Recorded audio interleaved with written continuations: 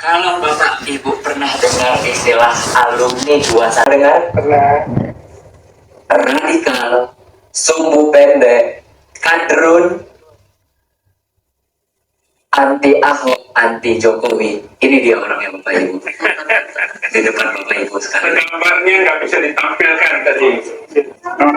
Kenapa seorang anti Ahok, anti Jokowi, kadrun, alumni 212 bisa menerima Tuhan Yesus sebagai juru selamat? Amin. Ada 3 alasannya buat hidup saya pribadi, Bapak Ibu.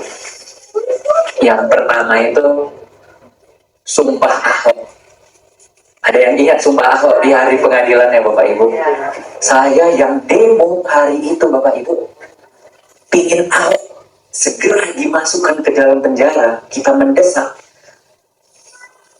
Begitu dengar sumpah Ahok di bulan Mei 2017, merinding saya Bapak Ibu. Kalau orang lain biasanya di detik-detik akhirnya itu kebanyakan menangis, tapi Ahok tidak. Ahok lantang, merasa dizalimi dan bersumpah satu persatu akan dipermalukan. Merinding saya waktu itu Bapak Ibu. Begitu dengar itu, saya tanya ke Tuhan saya, ya Allah, siapa yang ngasih iman ke Ahok? Kuat banget ini orang. Ini juga orang tuh. Demo di Monas Bapak Ibu, berjilid-jilid. Bapak Ibu semua tahu. Semua orang tahu kejadian 212 tahun 2016. Semua orang tahu politik Indonesia sejarah kelam untuk pilkada DKI. Tapi saya terbenung. Sorenya saya buka Twitter Bapak Ibu. Saat saya buka Twitter, saya lihat ada satu gambar. Ini jadi saya laptop saya.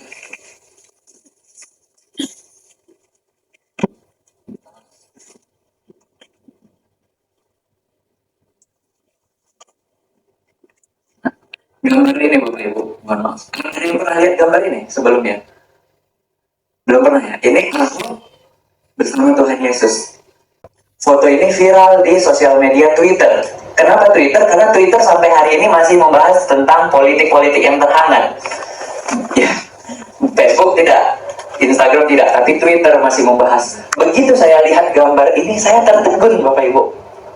Saya bilang dalam hati saya, hebat banget ya orang Kristen menggambarkan Tuhannya sedekat itu. Saya dalam hati saya Bapak Ibu. Bahkan Ahok duduk, tapi Tuhannya digambarkan lebih rendah. Dan itu menyentuh hati saya.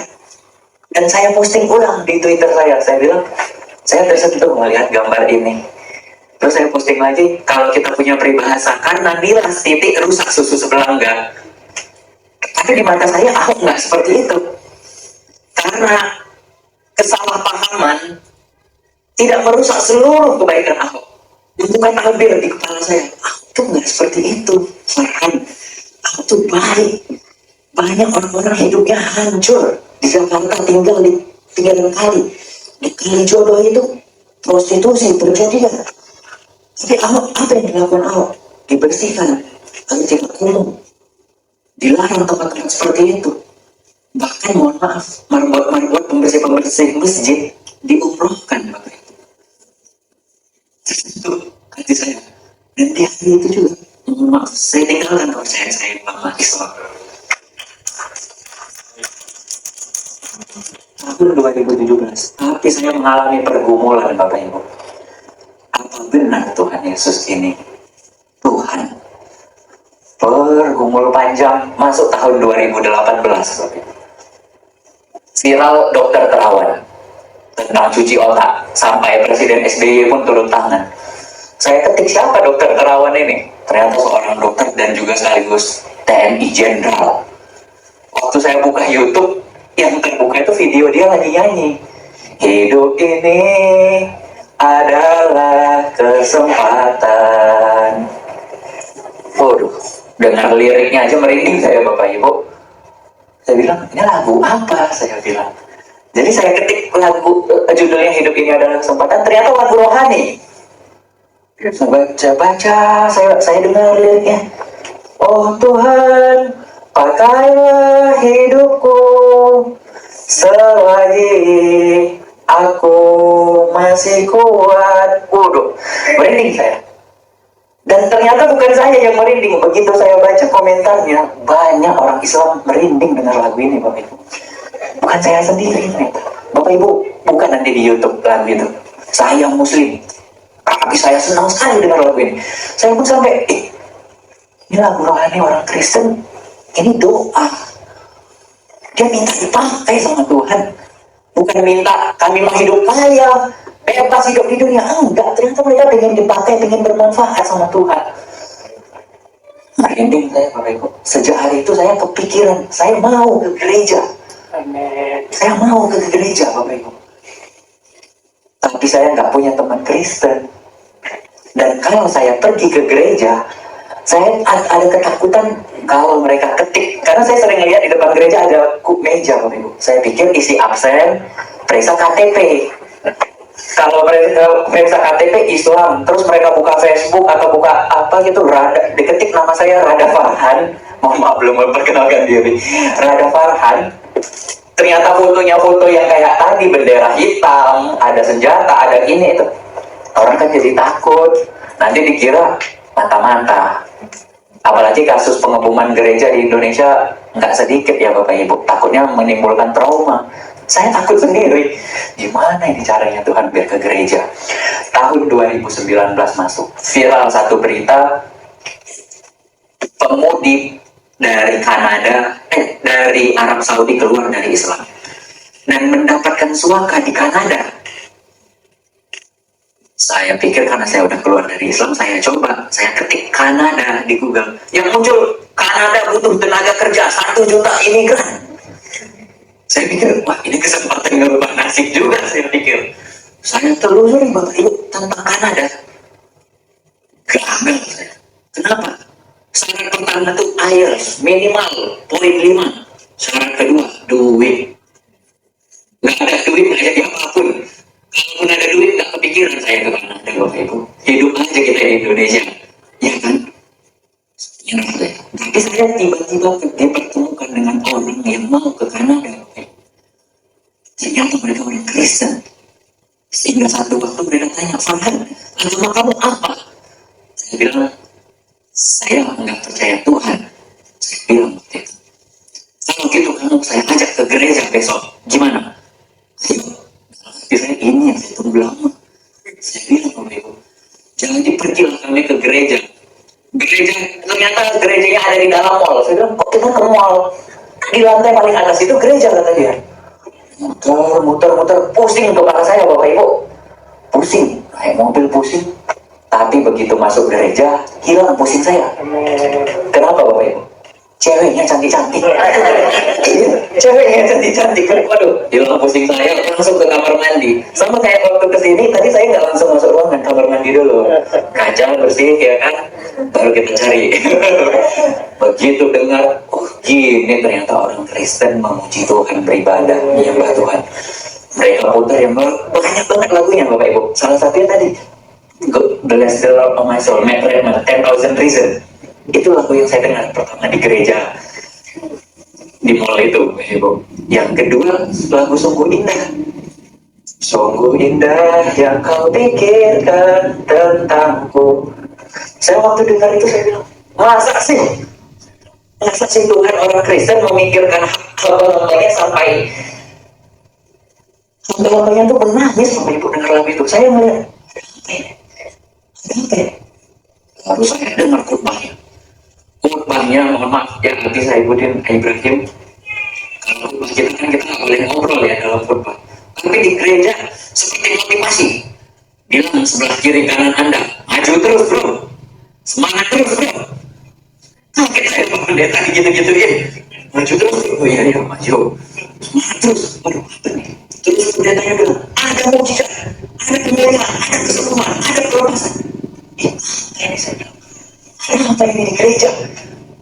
Tapi begitu doa Bapak Ibu, hidup, wah doa orang Kristen panjang. Dari harga bahan pokok, polisi, tentara, orang-orang kerja di rumah sakit, petani, sampai Presiden Jokowi juga didoain di gereja. Tertegun saya. Yang lebih bikin tertegun, Wakil Presiden Ma'ruf Amin didoain. Wakil Presiden itu tokoh Islam banget Bapak Ibu, ketua MUI, mantan ketua MUI. Orang Kristen doain orang Islam sampai sebegitunya. Saya nggak pernah dalam sejarah saya beragama sebelumnya mendoakan orang Kristen Bapak Ibu. Tapi orang Kristen doain.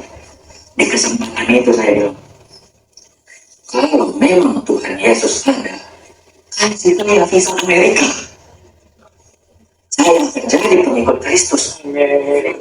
Saya gituin Bapak Ibu gereja. Dan hari ini saya bawa paspor saya Bapak Ibu. Paspor saya ini kosong Bapak Ibu. Belum pernah keluar negeri sama sekali. Ini boleh nanti kita buka. Ini langsung visa Amerika. Nanti saya mau negara lain Bapak Ibu. Oh ya. Single. Umur waktu itu saya ngajuin 2020. Pertanyaannya 3. Kamu single? Iya. Pernah keluar negeri? Amerika yang pertama saya. Itu belum diterima. Tapi saya contak gitu. Yang ketiga waktu itu negara lain udah lockdown Bapak Ibu. China, Eropa udah lockdown duluan daripada Indonesia. Saya dapatnya 2 Maret. 2 Maret 2020.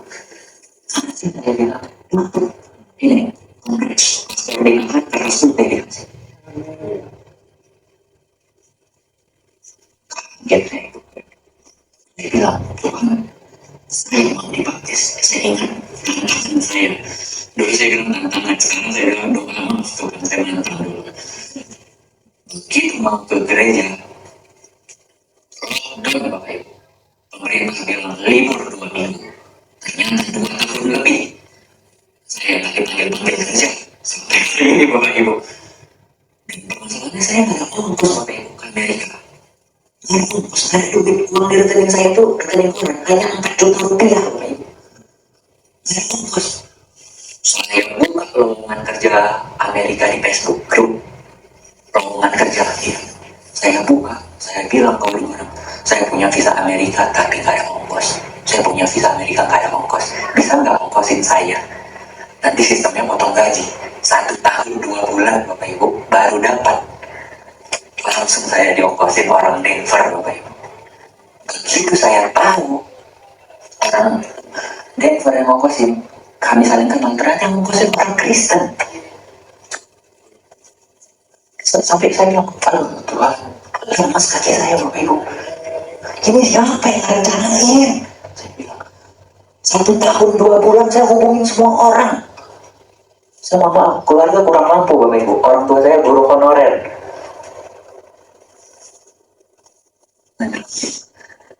Siapa yang rencanain Tuhan? Begitu sampai Denver tahun 2021 bulan Mei. Jadi bulan depan ini saya 2 tahun Bapak Ibu di Amerika.